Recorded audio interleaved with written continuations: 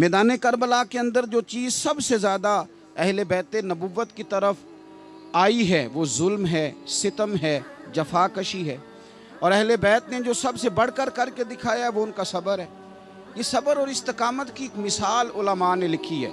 जिस तरह दरिया के दो किनारे होते हैं ना, अगर वो दो किनारे दरिया के मौजूद रहें तो वो दरिया अपने मकाम पे जाके खेत को पानी देता है, खलियान को पानी देता है, सब्जियां उगती हैं, दरख्त उगते हैं, ज़मीन बंजर हो तो उसकी आबियारी होती है। अगर वो दो उसके बंद साइडों पे कायम रहें, लेकिन अगर वो बंद दरमियान से निकाल दिए जाएं तो वही दरिया तबाही मचा देता है, सैलाब आ जाता है। इंसान की ज़िंदगी में सब्र और इस्तकामत दो बंद होते हैं मेरे भाई, याद रखना।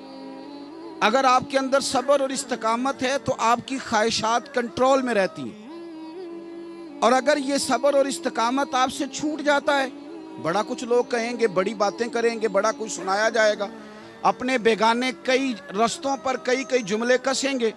अगर ये दोनों बंद टूट गए तो आपकी ख्वाहिशात बेलगाम हो जाएंगी।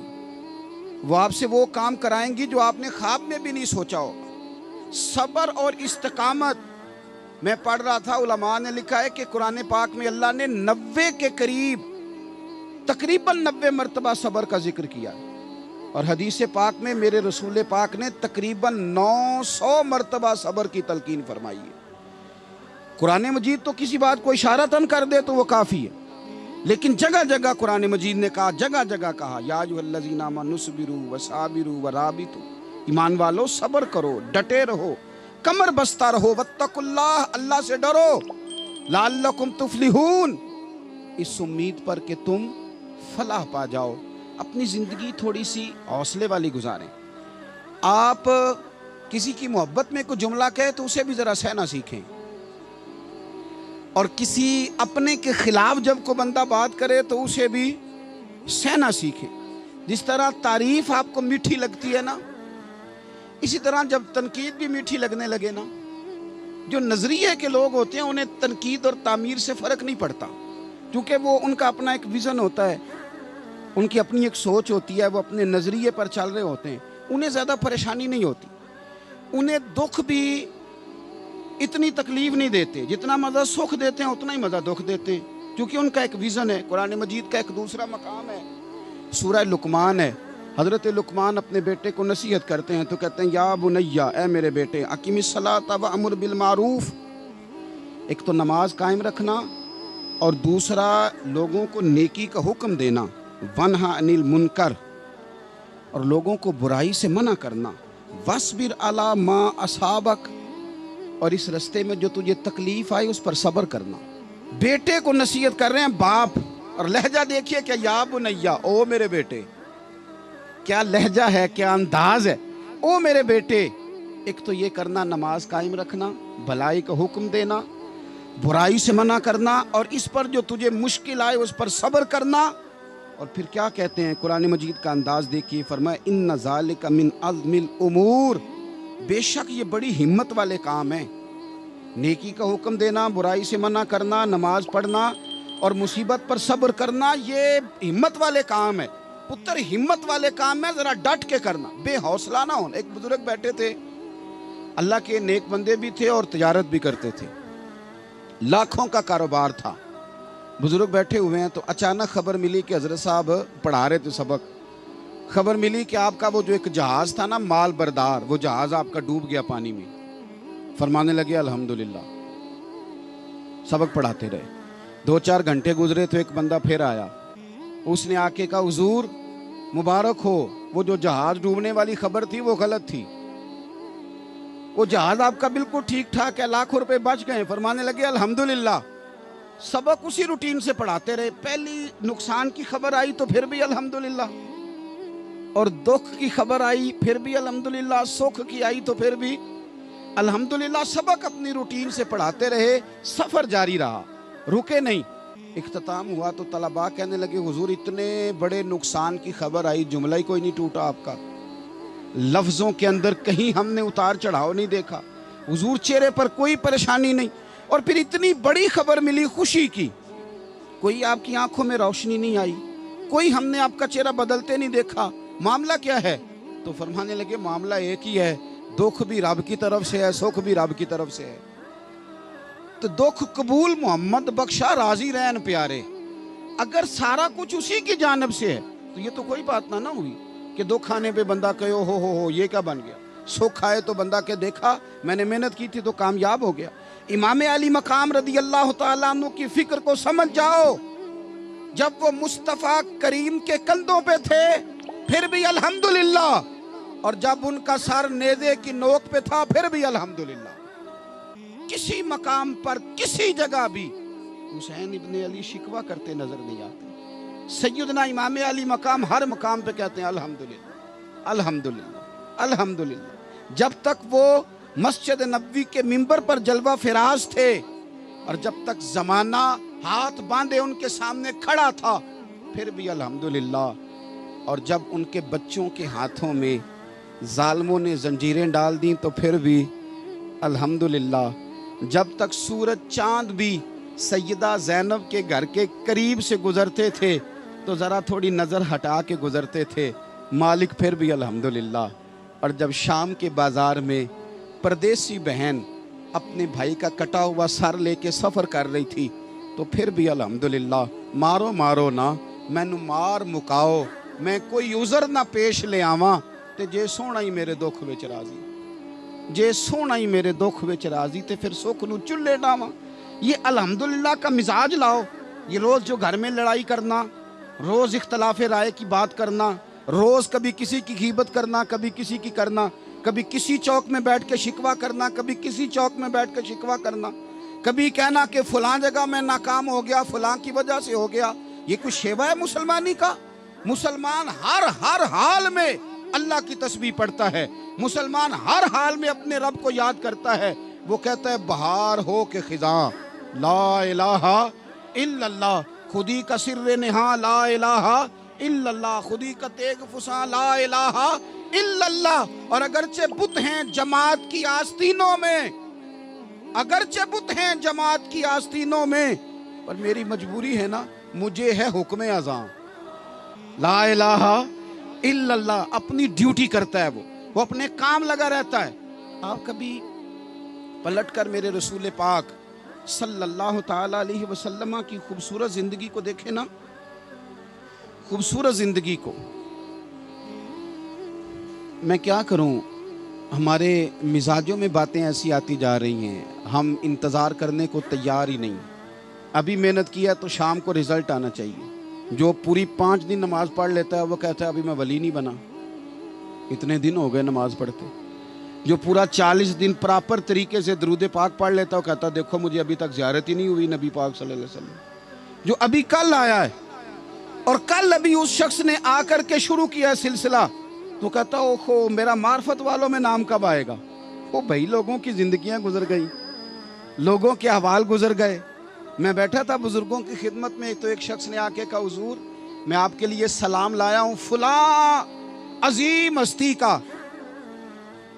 تو حضرت صاحب نے اس کو تھپکی دی، فرمانے لگے پتر میں انہیں جوگا نہیں، تینوں کوئی پلیکھا لگ گیا ہے، میں بدکار پرانا خادم، میں نہیں اس قابل یار، یہ تجھے غلطی لگ گئی ہے، مجھے تو اپنے اعمال کا پتہ ہے، میں موجود تھا اور صاحب علم و فضل بندے کے پاس تھا۔ کہنے لگے پتر میں نہیں اس قابل، مہربانی کرنا تو میرے لیے دعا کر، اللہ تعالیٰ میرے اوپر رحمت کر دے اور کوئی رستہ کھل جائے۔ اور سجنوں سنو، حضرت عمر فاروق جیسا بندہ میرے رسول پاک صلی اللہ علیہ وسلم کے غلاموں میں مولا علی شیر خدا کا مرتبہ کون جان سکتا ہے؟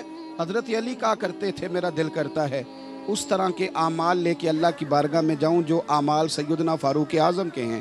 اتنا صالح بندہ، اتنا پرہیزگار بندہ، لیکن حضرت عمر فاروق کے انتقال کا وقت آیا تو لوگ ان کی تعریفیں کرنے لگے، عمر کی بڑی بات ہے، عمر کی بڑی بات ہے۔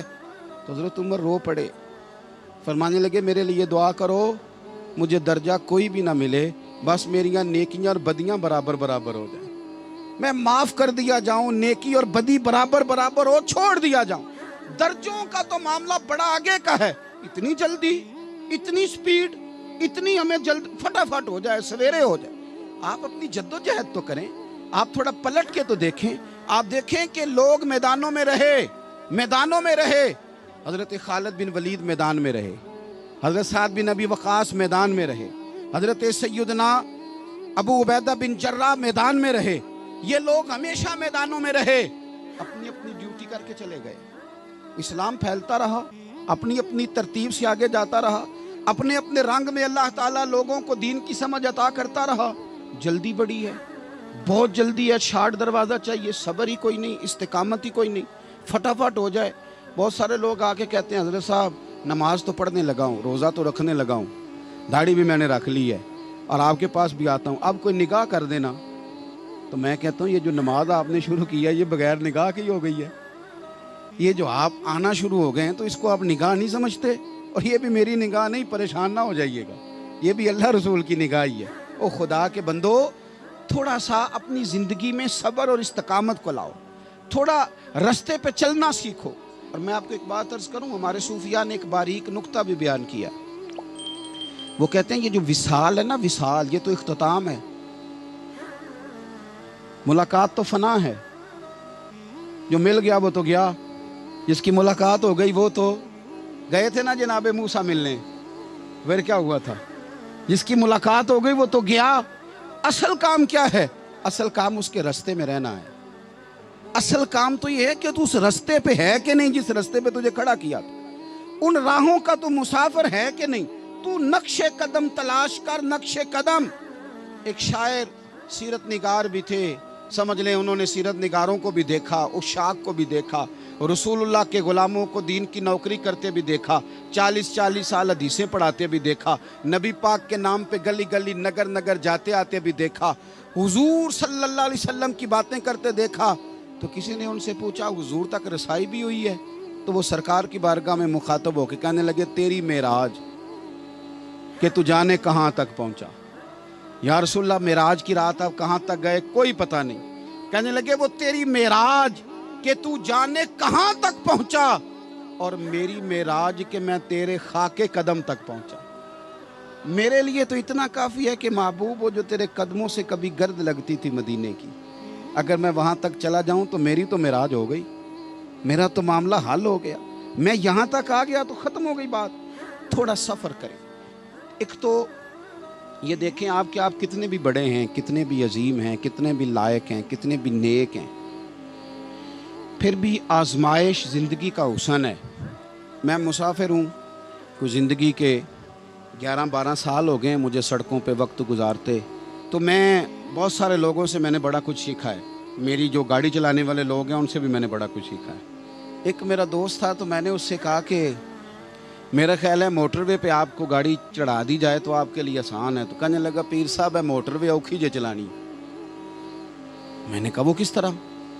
وہ کہنے لگے کہ موٹر وے پہ نا گاڑی چونکہ نہ کوئی سپیڈ بریکر ہے, نہ موٹر وے پہ کوئی چنگچی والا آگے آتا ہے, نہ زیادہ رش ہوتا ہے, تو سیدھی سیدھی چلاتے رہتے ہیں تو نیند آنے لگ جاتی ہے. اگر بار بار آئے نا سپیڈ بریکر اور بار بار بریک لگے تو آنکھ ذرا کھلی رہتی ہے. تو مجھے مسئلہ سمجھ میں آ گیا. میں نے کہا اس کا مطلب یہ ہے, اس کا معنی یہ ہے کہ جن کی زندگی بالکل سکھوں میں گزرتی رہتی ہے نا, آرام پسند ہو جاتے ہیں. جن کی زندگی بالکل آسانیوں میں بیتی ہے وہ آرام پسند ہو جاتے. اور اگر کبھی کبھی سپیڈ بریکر بھی آئے, کبھی کو دکھ بھی دیکھنا پڑے, کبھی کوئی اپنوں بیگانوں کی بات بھی سننی پڑے, کبھی کوئی قریب آتا دور جاتا دکھائی بھی دے, کبھی کوئی بیماری تندرستی, یہ حالات بدلتے رہیں, دن تبدیل ہوتے رہیں, تو پھر لطف بڑا آتا ہے, پھر مزہ بڑا آتا ہے. وہ کسی نے کہا تھا لگا نا جدو میدان ازل دا تے لوکی چوراں وانگ سدھائے, کسی نے لوٹ لئی علم جوانی, کسی ہاسے چولی پائے, آزم ویک جہالت ساڈی اسی عشق خرید لے آئے. ویخ نا جہالت ساڈی اسی عشق خرید لے آئے. اور پھر کہنے لگے کسی دے سر دستار امامت اس علم پڑھاون سکھیا ہے, تے کسی نے پہنے ہے فقر دا چوگا اس زہد کماون چکھیا ہے. آزم ویخ نصیبہ ساڈا اسی یار مناون سکھیا ہے. تو ویخ نصیبہ ساڈا اساں یار مناون سکھیا ہے. میرے عزیز زندگی کے اندر دیکھو, کائنات میں سب سے زیادہ محبوبیت میرے رسول پاک کی ہے. میرے نبی پاک صلی اللہ علیہ وسلم کی زلف کی بات بھی میرا رب کرتا ہے، حضور کی آنکھوں کی بات بھی میرا رب کرتا ہے، حضور سید عالم کے چہرہ والضحیٰ کی بات بھی کرتا ہے، زلف واللیل کی بات بھی اللہ کرتا ہے۔ میرا رب رسول پاک صلی اللہ علیہ وسلم کے سینہ علم نشرہ کی بات بھی کرتا ہے، پیشانی والفجر کی بات بھی کرتا ہے، حضور کی آنکھیں ما زاغ البصر کی بات بھی کرتا ہے۔ اتنی محبوبیت کہ رسول پاک چلیں تو اللہ اس کی بات بھی کرے، ہجرت کریں تو اس کی بات بھی کرے، جس شہر میں حضور رہیں اس کی قسم اٹھائے۔ اور حال پتہ کیا ہے کہ محبوب پیدا نہیں ہوئے تو باپ چلے گئے، ابھی عمر چھوٹی تھی، ماں کی کھل کے زیارت ہونا تھی کہ اماں بھی چلی گئیں، دادا کندھوں پہ کھلایا کرتے تھے، تو تاریخ کہتی ہے کہ دادا کا جنازہ اٹھا تو پیچھے پیچھے حضور بھی آنسو بہا رہے تھے۔ ایک وفادار بیوی ملی تو اپنے وقت پہ سیدہ خدیجہ بھی چلی گئیں، ایک ٹائم آیا تو جناب ابو طالب بھی رخصت ہو گئے۔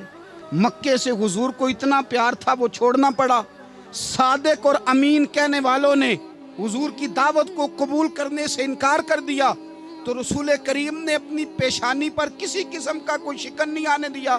رسول پاک مدینے آئے تو لوگ تلواریں لے کے بدر میں آ گئے لڑنے، شہید کرنے، حضور وہاں بھی کوئی پریشان نہیں ہوتے۔ میدان احد آیا تو نبی پاک نے اپنے چچا کو کٹے ہوئے وجود میں دیکھا، نکلی ہوئی آنکھوں میں دیکھا، کٹے ہوئے ہونٹوں میں دیکھا، کسی جگہ میرے رسول پاک صلی اللہ تعالی علیہ وسلم شکوہ کرتے دکھائی نہیں دیتے۔ حضور کی وہ بیوی سیدہ عائشہ صدیقہ رضی اللہ تعالیٰ عنہ، جن کی پاکی کا رب بیان کرے، ان پر منافقین نے الزام لگا دیا، اتنے پاک گھرانے پر لوگوں نے انگلی اٹھائی۔ میرے رسول نے آنسو بہائے، پر کسی جگہ حضور پریشان ہوتے دکھائی نہیں دیے۔ ہم ڈھونڈنے لگے، تلاش کرنے لگے، جب دروازہ رسول پہ گئے تو حضور خود بولے، میرے رسول فرمانے لگے، میرے غلاموں یاد رکھنا یہ صبر میری چادر ہے، یہ صبر میری چادر ہے، یہ حوصلہ میری چادر ہے۔ سیدہ عائشہ صدیقہ رضی اللہ تعالیٰ عنہ فرمایا کرتی تھی، لوگوں مجھے اللہ کی عزت کی قسم، میں نے حضور سے بڑھ کر کسی کو صبر کرنے والا نہیں دیکھا، کسی کو حوصلہ کرنے والا حضور سے بڑھ کے نہیں دیکھا۔ امت کو کیا ہو گیا؟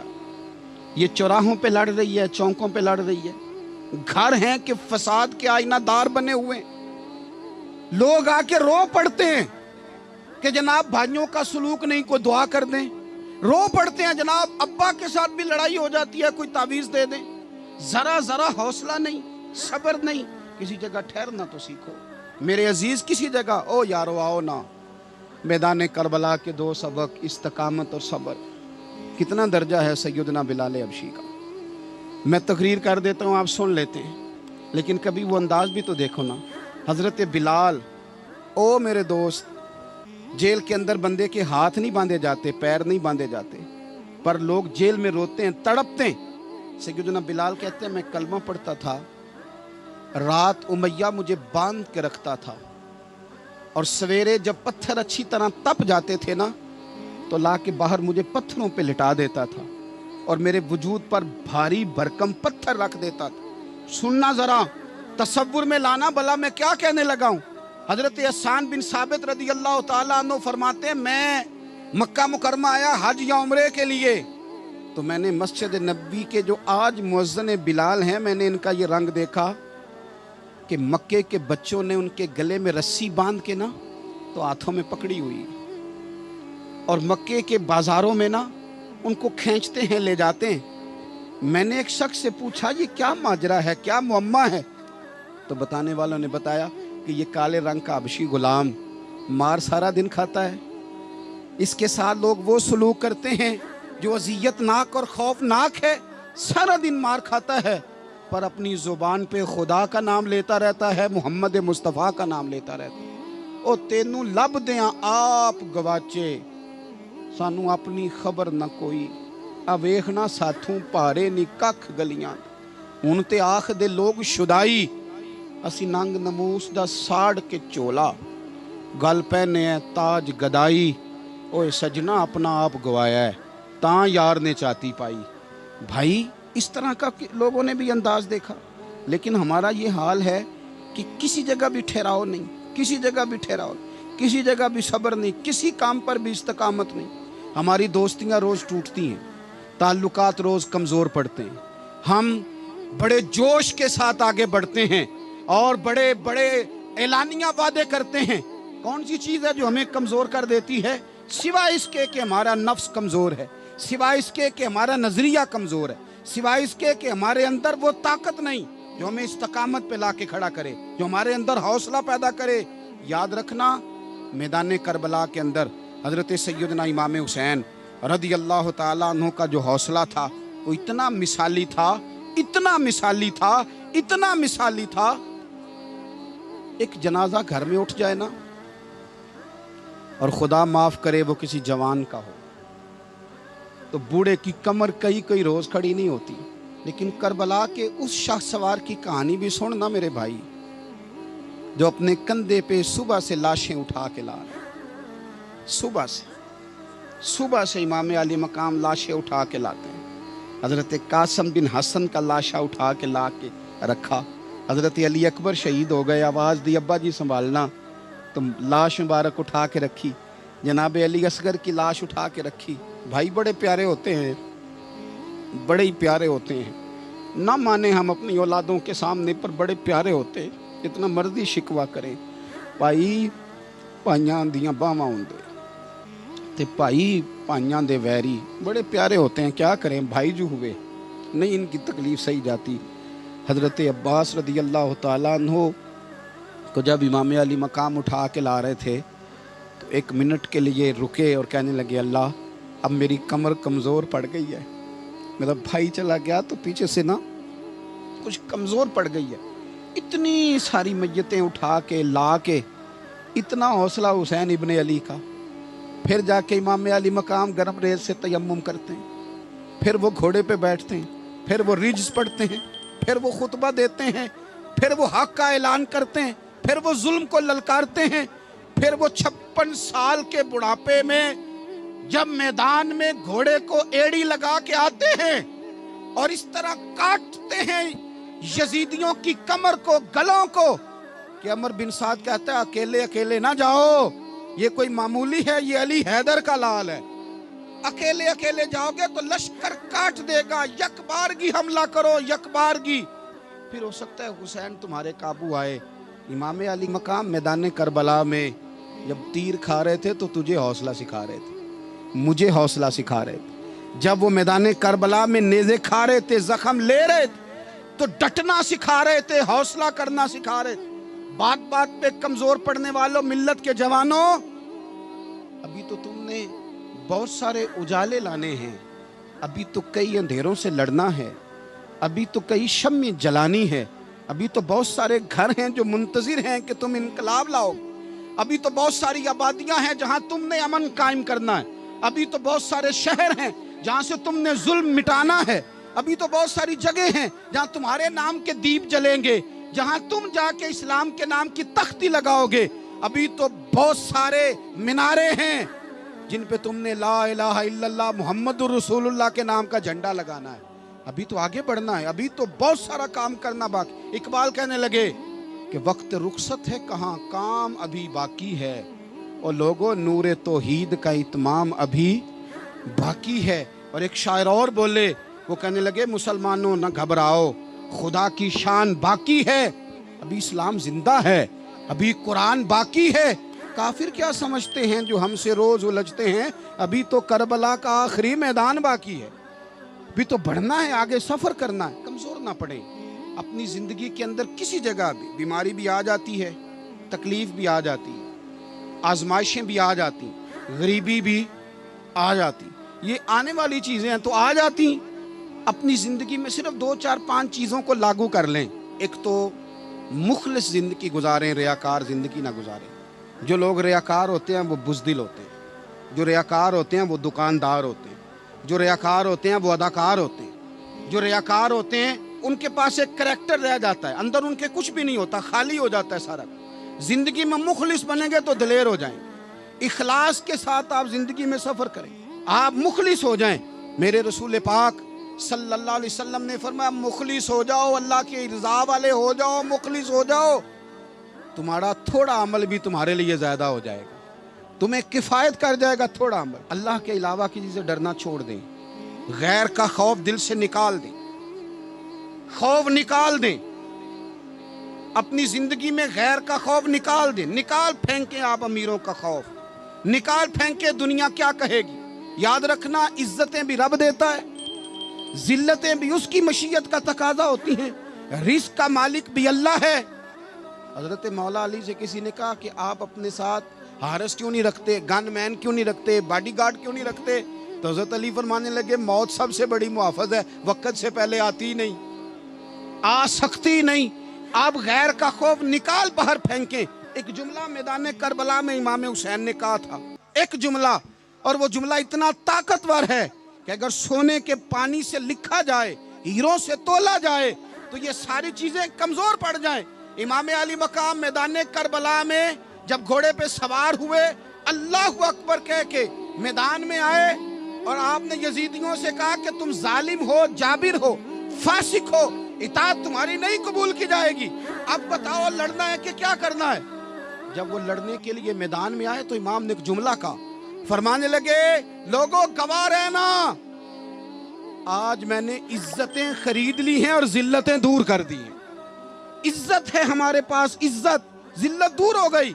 اگر اس کے ظلم سے چھپ کے بیٹھ جاتے، اگر ان تلواروں کے سامنے کمزور پڑ جاتے، اگر اس بڑے لشکر کو پیٹھ دکھا دیتے تو یہ عزت والا معاملہ، لوگو ہم نے عزتوں کا سودا کیا، ہم نے ذلتیں بھگا دی، ہم نے وہی سودا کیا جو ہمارے اجداد کا طریقہ تھا، جو ہمارے اسلاف کا طریقہ تھا، جو طریقہ ہم نے علی المرتضیٰ سے سیکھا تھا اور نبی مصطفیٰ سے سیکھا تھا، وہ طریقہ ہم نے کر دکھایا۔ اللہ کے غیر کا خوف نکال پھینک کے زندگی۔ اور تیسری بات، ہدف مقرر کریں، ہدف مقرر کریں۔ آپ کیا ہیں؟ آپ دین کے دائی ہیں، آپ دین کے مبلغ ہیں، آپ دین کو مالی سپورٹ کرنے والے ہیں، آپ اخلاقی سپورٹ کرنے والے ہیں، آپ ایک تاجر ہیں، آپ کس طرح کر کے میدان میں ہیں، آپ ایک ویلفیئر شخصیت ہیں، لوگوں کا بھلا کرنے والے، آپ کیا ہیں؟ اپنی زندگی میں اپنے اہداف مقرر کریں، بے معنی بے مقصد زندگی نہ کوئی۔ ہم نے ہدف بڑا چھوٹا مقرر کیا ہے۔ ایک بندے کا ہدف ہے کہ میں نے کروڑ پتی بننا ہے، بن گیا وہ کروڑ پتی، اب کیا کرے؟ اب وہ ٹینشن میں ہے، کیا کروں؟ ہدف چھوٹا تھا نا، وہ پورا ہو گیا۔ ایک بندے کا ہدف تھا میں نے بڑی دکان خریدنی ہے، خرید لی، اب کیا کرے؟ اب ٹینشن میں ہے، آگے کدھر جائے؟ ایک بندے کا ہدف تھا میں نے وزیر بننا، بن گیا۔ یہ چھوٹا ہدف ہے، یہ ہدف کبھی بھی آپ قبول نہ کریں۔ ایک ہدف وہ تھا جو یزید نے اختیار کیا کہ مجھے حکومت پہ بیٹھنا ہے۔ ایک ہدف وہ تھا جو عبید اللہ ابن زیاد کا تھا کہ مجھے گورنر بننا ہے۔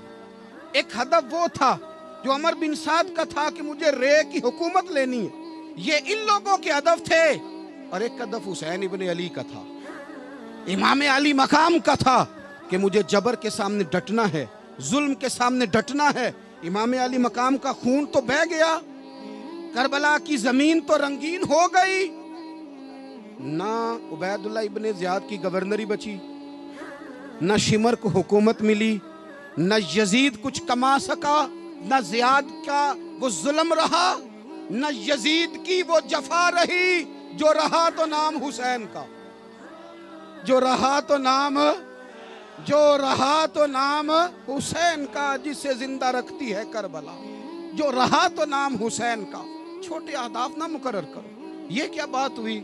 ایک کاؤنسلری پہ سارا کچھ ہار دینا، ایک بچے کے میڈیکل کالج کے داخلے پہ سارا کچھ ہار دینا، ایک ہلکی چیز سفارش پہ سارا کچھ ہار جانا، ایک بڑے آدمی کے نام فوٹو آ گئی اور تو سارا کچھ ہار کے بیٹھ گیا۔ نہ اپنی قیمت تھوڑی نہ لگا، جگہ جگہ نہ بکا کر، جگہ جگہ نہ بکا کر، جگہ جگہ نہ اپنے آپ کو سیل کیا کر۔ ہمارے سودے ہو گئے، ہمیں حضور نے خرید لیا، مدینے کی گلی میں سودا ہو گیا۔